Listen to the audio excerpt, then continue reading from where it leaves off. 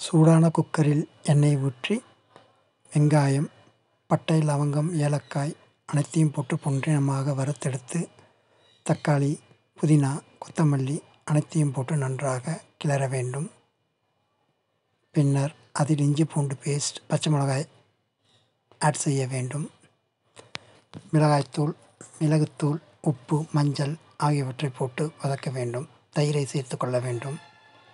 வேக வைத்த கறியையும் சேர்த்து கொள்ள வேண்டும். கழுவிய அரிசியை போட வேண்டும்.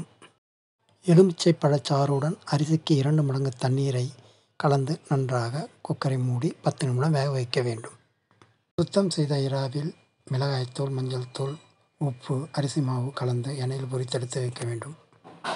ஐயிரண்டு திங்களாய் அங்கமெல்லாம் ஒன்று பெற்று பையிலன்ற போதே பரிந்தெடுத்து செய்ய 7 கைப்பறத்தில் இந்த கனகமித்தம் தந்தாளுக்கு பரிசளிக்க வேண்டும். அன்னையர் தின வாழ்த்துக்கள்.